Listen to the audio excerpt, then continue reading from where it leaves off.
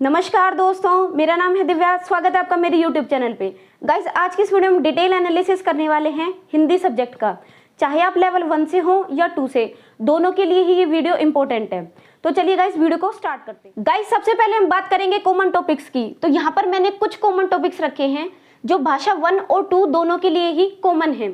तो first topic है हमारे यहाँ से समास। समास और संधि दोनों ही मोस्ट इंपॉर्टेंट टॉपिक्स हैं। हमेशा आपको यहाँ से 1 से 2 क्वेश्चन एग्जाम में मिलते हैं।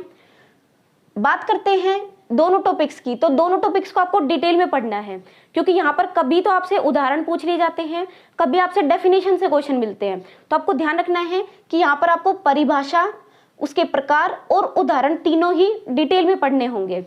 बात करूं मैं उदाहरण की, तो यहाँ पर आपको जो इंपॉर्टेंट एग्जाम्पल्स होते हैं वो जरूर तैयार करने हैं। जैसे आप अगर आप प्रीवियस पेपर देखेंगे तो लेवल 1 में आपसे क्वेश्चन पूछा गया था यथाशक्ति, ये किसका उदाहरण है, ठीक है, किसका टाइप है, ये पूछा गया था।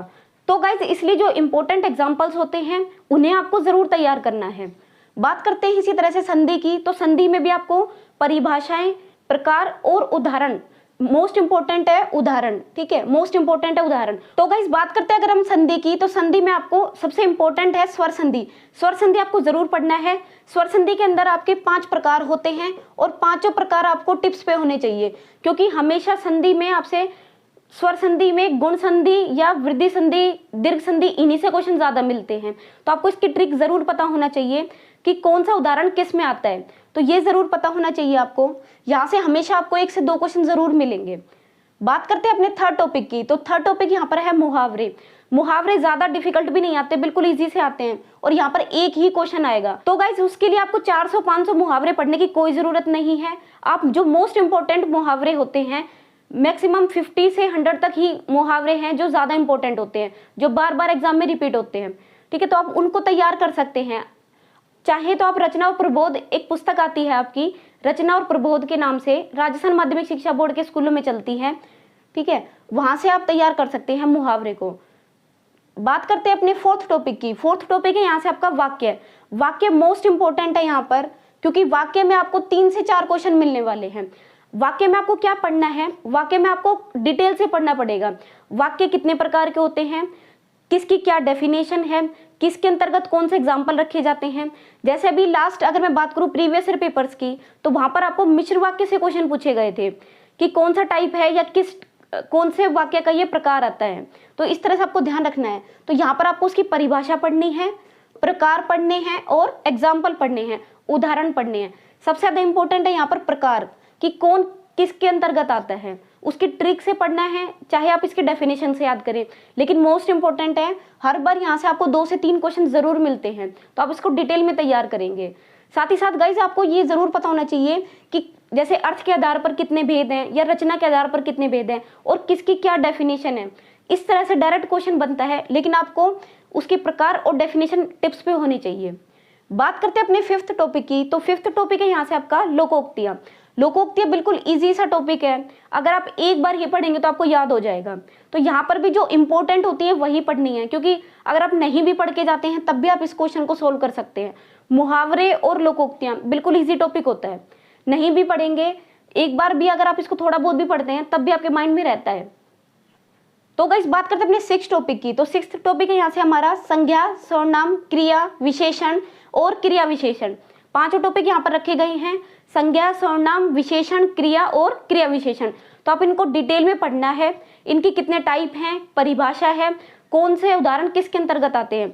जैसे अभी पूछा गया था, विशेषण के ऊपर क्वेश्चन पूछे गए थे कि गुणवाचक विशेषण का कौन सा उदाहरण है जो गुणवाचक विशेषण का है। तो इस तरह से आपको पता होना चाहिए कि किसकी क्या टाइप है, कौन किसके अंतर्गत आता है, ये सबसे इंपॉर्टेंट है। तो यहाँ पर आपको डायरेक्ट क्वेश्चन नहीं मिलेगा, यहाँ आपको गद्य मिलेगा, ठीक है, एक गद्यांश है, वो पढ़ना होगा और उसमें से क्वेश्चन करने होंगे। बट मैं आपको बता दूं कि इनमें से कुछ भी आपको गद्यांश के अंदर मेंशन नहीं होता है। ये आपको अगर लर्न है, आपको इसकी ट्रिक पता है, तभी आप इन क्वेश्चंस को सोल्व कर पाएंगे। अब जैसे बिल्कुल सिंपल है, संज्ञा का आपको पता होना चाहिए कि कौन सी संज्ञा है। जैसे अगर इसमें आपसे ताजमहल पूछ लिया कि ताजमहल कौन सी संज्ञा है, तो इसमें पद्यांश या गद्यांश में क्या छांटना है, कुछ नहीं, बस आपको पता होना चाहिए कि आप ये जो ताजमहल है, जैसे व्यक्तिवाचक संज्ञा है, पर्टिकुलर किसी की बात कर रहे हैं हम, तो इसलिए आपको पता होना चाहिए कि कौन सा किसका टाइप है, वरना आप वहां पर क्वेश्चन को सोल्व नहीं कर पाएंगे। तो यहाँ पर ये ध्यान रखने वाली बात है कि इसका गद्य से कोई रिलेशन नहीं है। यहाँ पर आपको संज्ञा, सर्वनाम, क्रिया और विशेषण ये अलग से पढ़ने पड़ेंगे, डिटेल से पढ़ने हैं। यहाँ पर परिभाषा, उदाहरण और प्रकार तीनों ही पढ़ने हैं। बात करें क्वेश्चंस की तो यहाँ पर आपको 2 से 3 क्वेश्चन मिलेंगे, और स्पेशली गाइस इसमें क्रिया विशेषण से जरूर क्वेश्चन आता है, जैसे धीरे धीरे, तेज तेज, ठीक है। इस तरह का जो है किसका टाइप है, ये किसका प्रकार है, इस तरह से बहुत बार क्वेश्चन पूछा जाता है। या कई बार अव्यय से क्वेश्चन पूछा जाता है, ठीक है, जो चेंज नहीं होते हैं, तो इस तरह से उससे ज्यादा क्वेश्चन पूछे जाते हैं, तो वो भी आपको डिटेल से पढ़ना है। बात करते हैं 7th टॉपिक की। 7th टॉपिक है हमारा पर्यायवाची और विलोम शब्द। अब गाइस यहाँ पर कुछ क्लियर नहीं है, कभी तो आपसे एक क्वेश्चन विलोम शब्द से पूछ लेता है, कभी एक क्वेश्चन आपसे पर्यायवाची से पूछ लेता है। तो अब आपको क्या करना है, पर्यायवाची और विलोम शब्द, वैसे अगर आप गाइड की बात करें तो गाइड में तो 400-500 विलोम शब्द या पर्यायवाची दे रखे हैं, बट यहाँ पर ऐसा कुछ नहीं पढ़ना। आपको अपना टाइम सेव करना है, लिमिटेड मटेरियल पढ़ना है, क्योंकि यहाँ पर अगर आप एनालिसिस करेंगे प्रीवियस ईयर पेपर का, तो यहाँ पर आप देखेंगे कि जो मोस्ट इंपॉर्टेंट जो पर्यायवाची या विलोम शब्द होते हैं, जो बार बार आपने देखे होंगे एग्जाम में, बार बार रिपीट होते रहते हैं, वही टॉपिक, वही क्वेश्चन यहाँ पर फिर से रिपीट होते हैं। तो बिल्कुल इजी से क्वेश्चन पूछे जाते हैं, एक एक क्वेश्चन यहाँ से मिलने वाला है आपको, और वो भी इजी क्वेश्चन मिलने वाला है। तो इसके लिए आपको ज़्यादा डिटेल में जाने की जरूरत नहीं है, किसी भी गाइड से, बुक से जो इंपॉर्टेंट होते हैं, 40-50 के आसपास क्वेश्चन होते हैं, वही आप तैयार कर सकते हैं। बात करते हैं अपने 8th टॉपिक की। 8th टॉपिक है यहाँ से वाक्यांश के लिए एक शब्द। अब ये टॉपिक आपसे बार बार पूछा जाता है, वाक्यांश के लिए एक शब्द। अब इसमें भी आपको क्या करना है, अगर मैं बात करूं लास्ट ईयर पेपर की, तो यहाँ पर एक सिंपल सा क्वेश्चन पूछा गया था, जैसे अगर कोई व्यक्ति अपने हित के बारे में सोचता है तो उसे क्या कहते हैं। तो सिंपल है, इसमें क्या पढ़ने की जरूरत है, कुछ नहीं। अब सबको पता है, इतना कॉमन सेंस सबके पास है कि अगर यहाँ पर पूछा गया है कि जो व्यक्ति अपने हित के लिए सोचता है उसको क्या कहते हैं, स्वार्थी, या जो दूसरों के हित के लिए सोचते हैं उसको क्या कहते हैं, परोपकारी। तो सिंपल है, बिल्कुल इजी क्वेश्चन पूछे जाएंगे, आपको उसके अकॉर्डिंग ही तैयारी करनी है। तो यहाँ पर आपको एक क्वेश्चन मिलने वाला है, कोई भी गाइड से, बुक से या किसी भी चैनल से आप इसको तैयार कर सकते हैं, डिटेल में जाने की जरूरत नहीं है। बात करते हैं आपके 9th टॉपिक की। तो 9th टॉपिक है गाइस यहाँ से आपका काल। अब ये मोस्ट इंपॉर्टेंट है, क्योंकि ये डिफिकल्ट भी है और इम्पोर्टेंट भी। यहाँ से कम 2 से 3 क्वेश्चन आपको एग्जाम में मिलने वाले हैं, और वो भी इंपॉर्टेंट आएंगे, यानी कंफ्यूजन क्रिएट करने वाले क्वेश्चंस होंगे। तो इसको आपको अच्छे से तैयार करना है। अब बात करें इसमें टाइप की, तो यहाँ पर आपको ज्यादातर जो संभाव्य भूतकाल होते हैं उससे ज्यादा क्वेश्चन मिलते हैं। तो इसलिए आपको पता होना चाहिए कि वर्तमान के कितने टाइप हैं, संभाव्य भूतकाल किसका टाइप है, कौन किसके अंतर्गत उदाहरण आता है। तो यहाँ पर आपको परिभाषा और प्रकार दोनों पढ़ने हैं। ये 100% श्योर है, ये एग्जाम में आएगा आपका, ठीक है। ये 100% श्योर है टॉपिक्स जो आपके एग्जाम में आने वाले हैं। बस आपको ध्यान ये रखना है कि आपको कौन सा क्वेश्चन को कितना टाइम देना है, किस टॉपिक को कितना टाइम देना है, ये आपको तैयार करना है, ठीक है। बात करते हैं अपने 10th। तो काल वाला इंपॉर्टेंट है, बहुत ज्यादा इंपॉर्टेंट है ये टॉपिक, इसको अच्छे से टाइम देना है। नोट्स की अगर मैं बात करूं तो मैंने अपने चैनल पर, टेलीग्राम चैनल पर नोट्स डाले थे, ठीक है। 8 अप्रैल को आप देख सकते हैं, 8 अप्रैल में, ठीक है, डेट वाइज आप चेक कर लेंगे। 8 अप्रैल या यहाँ पर 14 मई को भी मैंने डाला है, ठीक है, 14 मई को या 19 मई को भी डाला है मैंने यहाँ पर, तो वहां से आप चेकआउट कर सकते हैं। बात करते हैं अपने 10th टॉपिक की। तो 10th टॉपिक है यहाँ पर चिन्ह। जैसे आपसे यहाँ पर अभी ये नया टॉपिक ही ऐड हुआ है, लास्ट ईयर ऐड हुआ था, तो यहाँ पर चिन्ह से जरूर क्वेश्चन आते हैं। जैसे उद्धरण चिन्ह क्या होता है, ठीक है, या जो कोमा होता है इसको क्या कहते हैं, डैश लगाते हैं किसको क्या कहते हैं। अगर आपसे कोई परिभाषा हम लिखते हैं तो उसमें कौन सा चिन्ह लगता है, या ये वाला साइन किसका होता है। इस तरह से जो साइन होते हैं, चिन्ह होते हैं, हमेशा वहां से क्वेश्चन पूछा जाता है। तो आपको ध्यान रखना है, चिन्ह से आपको 1 से 2 क्वेश्चन 101% एग्जाम में मिलने वाले हैं। तो इस टॉपिक को आपको अच्छे से तैयार करना है, ठीक है, ये श्योर है ये टॉपिक। अब बात करते हैं गाइस लैंग्वेज की। तो अगर आपने भाषा 1 चुना हुआ है तो यहाँ पर आपको एक गद्यांश मिलेगा, ठीक है, पहले भी आपको एक गद्यांश मिलेगा और दोबारा भी आपको एक गद्यांश ही मिलेगा। लेकिन अगर आपने भाषा 2 के अंदर हिंदी को रखा है तो वहां पर आपको एक गद्यांश और एक पद्यांश मिलता है। तो यहाँ पर आपको ये ध्यान रखना है। बात करते हैं अपने गद्यांश की। तो फर्स्ट है यहाँ पर आपको एक लिंग से क्वेश्चन मिलेगा, बिल्कुल इजी बेसिक सा क्वेश्चन मिलने वाला है। लिंग में आपसे स्त्रीलिंग या पुल्लिंग दोनों के टाइप पूछे जा सकते हैं। तो इसकी बिल्कुल सिंपल सी ट्रिक है, या कुछ जो विशेष उदाहरण है वो जरूर ध्यान रखने हैं, ठीक है, सारा कुछ नहीं पढ़ना होता, जो विशेष उदाहरण है उसे जरूर पढ़िए। जैसे कि वो वाले नाम जरूर आपको याद होने चाहिए जो परिवर्तित नहीं होते हैं, जो कन्वर्ट नहीं होते हैं। तो उस तरह से याद रखना है, यही वचन में करना है आपको। जो विशेष उदाहरण होते हैं जैसे आंसू है, ठीक है, वो बहुवचन है या एक वचन है। हस्ताक्षर है, वो एक वचन है या बहुवचन है।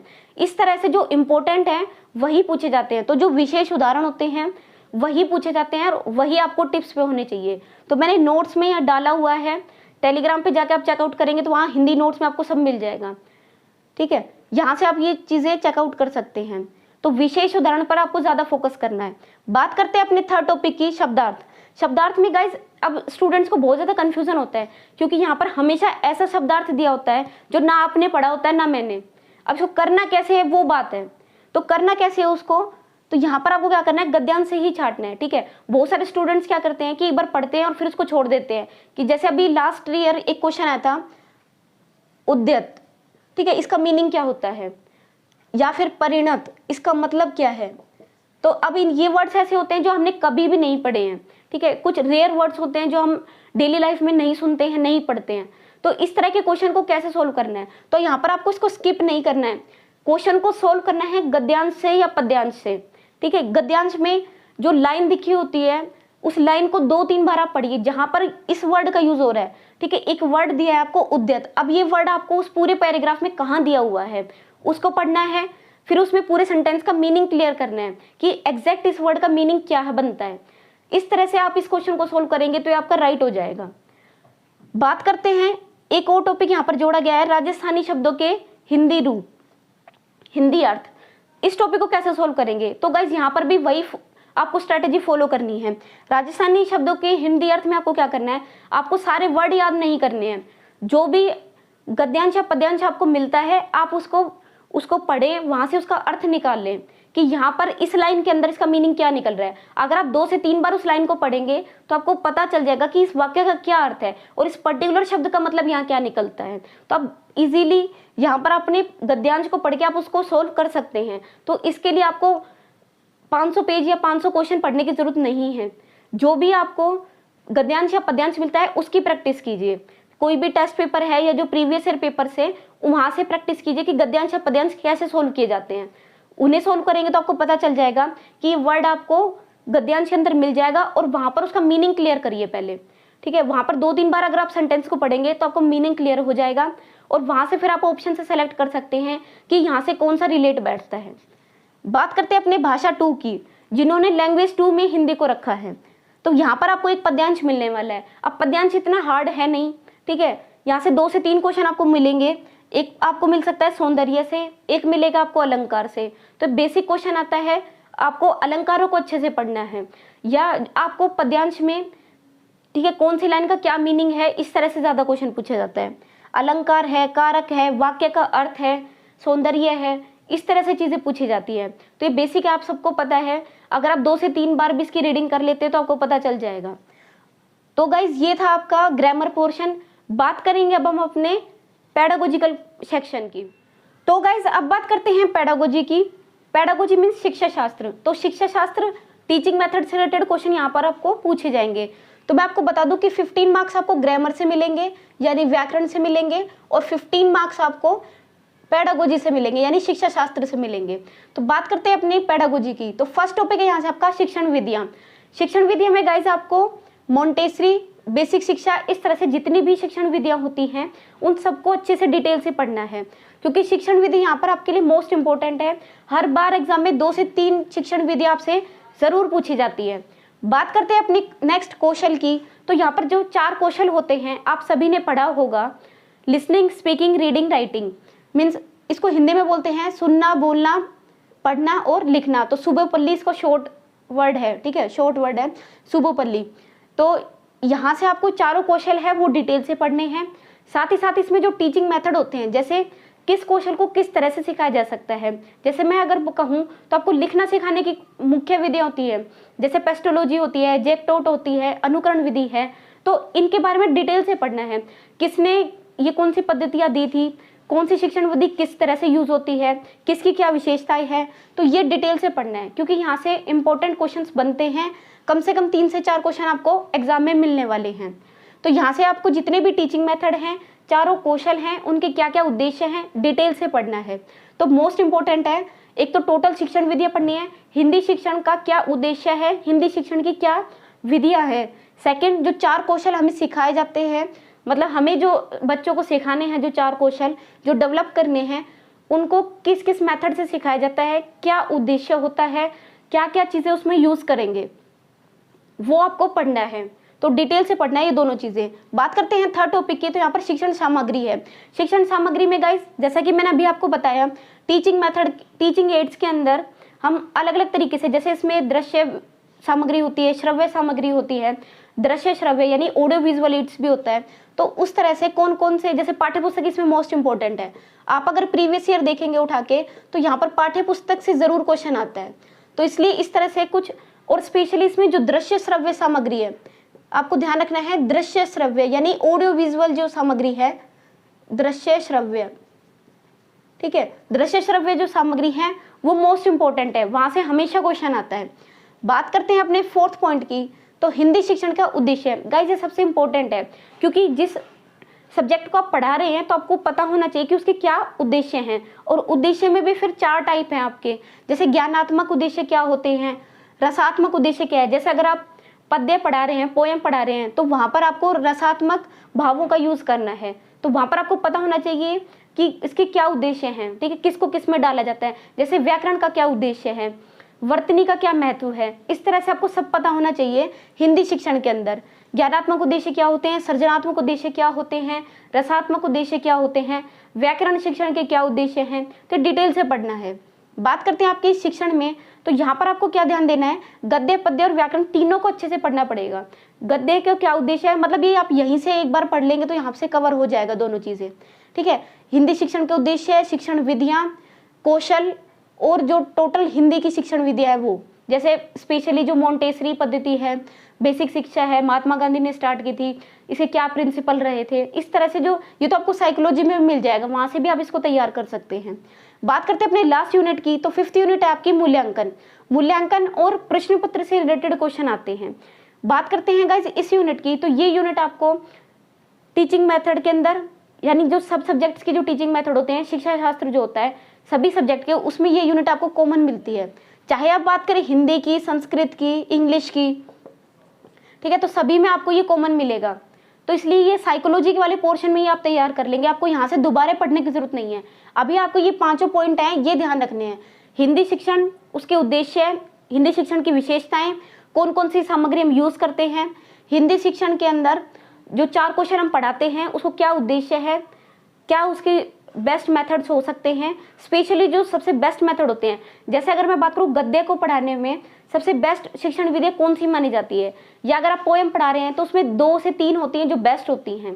तो इस तरह सबको ध्यान रखना है। व्याकरण में कौन सा सबसे बेस्ट मेथड जो हम यूज कर सकते हैं, तो वो जरूर आपको पढ़ना है। जो सबके बेस्ट मेथड्स होते हैं वो आपको जरूर पता होना चाहिए और डिटेल से पढ़ना है। जैसे जैक्टोट है, अनुकरण है, तो डिटेल से पढ़ना पड़ेगा कि किसकी क्या विशेषता है, किसको क्या डिटेल में किस तरह से बताया गया है, कौन कौन सी एक्टिविटी इसके अंदर यूज की जाती है।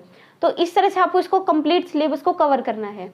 तो गाइस यहाँ पर आपको ध्यान रखना है, आपको स्मार्ट स्टडी करनी है, सब कुछ नहीं पढ़ना। ग्रामर के टॉपिक्स हैं, 1-1, 2-2 क्वेश्चन आपको मिलेंगे, तो वो आप लिमिटेड किसी भी गाइड से। सबसे बेस्ट ये है कि मैंने आपको बुक है टेलीग्राम पे डाली है, रचना और प्रबोध के नाम से, राजस्थान में चलती है रचना और प्रबोध। 9 to 12 के लिए एक ही बुक आती है, नहीं है तो मैंने टेलीग्राम पे उसकी PDF डाली हुई है, वहां से चेकआउट कर सकते हैं। साथ ही साथ मैंने अपने नोट्स हैं वो भी टेलीग्राम पे डाले हुए हैं, आप वहां से चेकआउट कर सकते हैं। तो गाइज आई होप आपको ये वीडियो पसंद आई होगी। अगर आपको ये वीडियो पसंद आई है तो प्लीज लाइक करें, शेयर करें, चैनल को सब्सक्राइब करें, और इस तरह की और भी वीडियोस है जो मैंने चैनल पर डाली हुई हैं तो आप उन्हें चेकआउट कर सकते हैं। सभी वीडियोस के लिंक आपको डिस्क्रिप्शन में मिल जाएंगे। टेलीग्राम ज्वाइन करना है तो उसका लिंक भी आपको डिस्क्रिप्शन में मिल जाएगा। तो गाइज आई होप आपको ये वीडियो पसंद आई होगी। अगर आपको ये वीडियो पसंद आई है तो प्लीज लाइक करें, शेयर करें, चैनल को सब्सक्राइब करें। Thank you so much, bye bye.